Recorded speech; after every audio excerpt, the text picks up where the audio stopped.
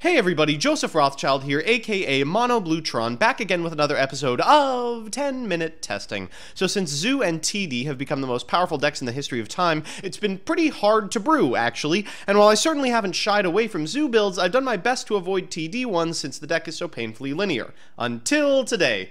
I've built a catastrophe of a deck that I hope will be enough to provide a little bit of ingenuity into an archetype that otherwise isn't particularly difficult. URIA, Lord of Searing Flames, True Draco. So here's the deck. Now as you can see, we're playing a fair amount of garbage. Don't worry, as always I will give you a little bit of an explanation about the archetype, a little bit of a discussion of what I hope the deck can do, and as always the card by card. So first, True Draco is the better half of True King. It's a deck that relies on using large, tribute-summoned monsters in order to lock your opponents out of the game. Does that sound familiar to any domain players in the audience?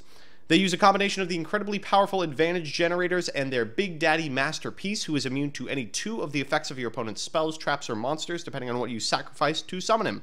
It's an intensely oppressive deck that is not made any less oppressive by the fact that the monsters can actually tribute continuous spells and traps in order to summon themselves. Inversely, URIA, Lord of Searing Flames, sucks. He's part of the GX God card retrains. They're all very weak and very underpowered, but hilariously, their summoning requirements actually line up pretty well with True Draco. URIA, for instance, requires the sacrifice of 3 face-up continuous trap cards. This deck is designed to play a stun game through the inclusion of a myriad of continuous traps, including the TD ones, that attack for game with an absolutely enormous URIA. We've got a lot of different ways in order to find URIA, thanks to the 3 main deck Sangans. We can destroy Sangan with Dragonic Diagram, for example, in order to ensure we can find the Searing Flame Lord. Additionally, the giant problem with protection for our URIA is solved by Fallen Paradise, a support card for the GX retrains Konami released that prevents destruction or targeting by an opponent's card effect and gives you a free Pot of Greed if you control one of them.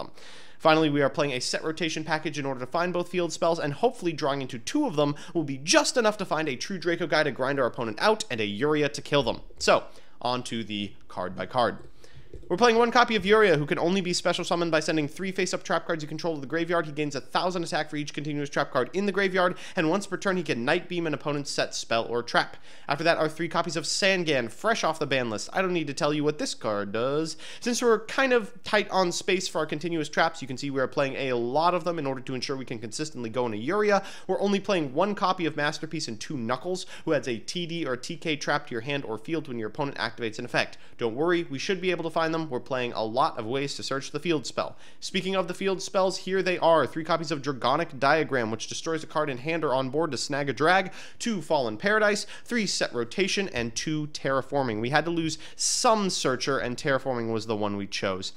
After that, we have the True Spells. 3 copies of Heritage and 1 of Disciples.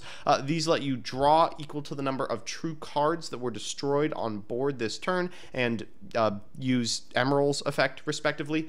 And they have Escalation of the Monarchs attached to them as their second effect. They also destroy a spell or trap when they end up in the grave. Lastly are said traps. We have 3 copies of Lose 1 Turn. This is incredibly good against Zodiac, the deck I expect to run into the most on ladder.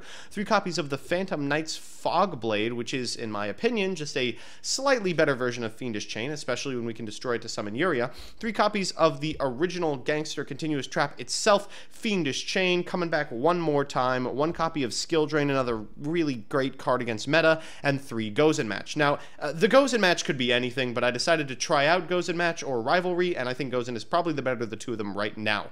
Finally, our True Traps, 3 copies of Return, which specials from Grave and Escalations, and 3 copies of Apocalypse, which destroys another one of our true cards to have our opponent's monsters attack. Both destroy a monster when they go to the grave. Keep that in mind. Spells destroy spells and traps. Traps destroy monsters. Finally, a note. Some of my plays may seem a little bit odd, but I played a lot of these games on the Checkmate ladder, and on the Checkmate ladder system, Knuckles actually cannot add True King's Return to his hand, and neither can Dragonic Diagram. So if you see me fetching a lot of copies of Apocalypse over Return, know that that is why. With that, let's jump into the games. Our first match is just a bit of a fun one against someone who happened to come through stream last night. He's playing Earthbound Immortal, and we're playing URIA, so it's kind of like a GX versus 5D's clash of the shitty titans. We've opened really well for True Draco, but not particularly good for URIA. Maybe we can stall the game long out enough to find a Sangan or something. Our opponent has opened, interestingly, 2 copies of Earthbound Wave is probably not what they wanted to see, but this Mound of the Bound Creator might be a problem. They get to go first. They're going to Pot of Duality, find a card guard, and I guess just hope that this Mound of the Bound Creator is A, going to survive, and B, going to to be able to protect like some sort of malefic guy. We've really opened well, so we'll go ahead and destroy this terraforming, then festival spinning for another dragonic diagram, getting just a whole bunch of these continuous traps, setting to and attacking in. So if he activates a card, we'll have the requisite material necessary to make the one, the only URIA. They'll activate Fallen Paradise, which we will use to get an Apocalypse. Then they will Regeki, which we will use to bring back with Revival. But unfortunately, since he wasn't Tribute summoned, we're not going to be able to use this effect from here on out. We draw into a continuous trap. 80% of the deck is continuous trap, so who cares? We get Storming, and then we will send that Fogblade immediately to grave to summon this guy again. Our opponent draws into their, third copy of Earthbound Wave. These are some bad YGO Pro shuffler patterns. Let's go ahead and normal summon the Sangan we find off the top, which will get us the URIA. That allows us to destroy all 3 of our continuous traps and attack in for a whopping 6,000 damage.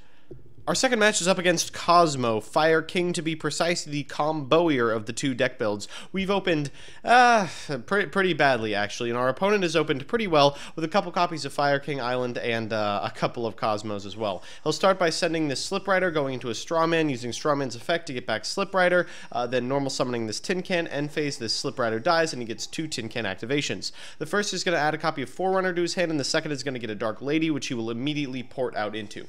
So things aren't looking great for us. We do draw into a copy of Knuckles, which is alright. We'll start out by ditching this copy of Apocalypse in order to destroy Dark Lady. I get an activation window for Dynamite Knuckle after he activates Cosmo Tin Can, but I'm not going to use it, so I don't get negated. Instead, I'm just going to have to stare down this Forerunner and attack into this Strawman. So things are looking alright. This lose one turn is going to have to pull some weight. I'm going to activate Dynamite Knuckles' effect when he gains life, and then during his main phase 1, he's going to destroy this card to add a Fire King Island, but what do you know, I have a lose one turn, and this deck actually cannot beat lose one turn, so we just win off of Floodgates. So you've seen what happens when you draw into URIA, and you've seen what happens when you draw into the right half of the Floodgates, but what happens when you draw into the wrong half of both engines?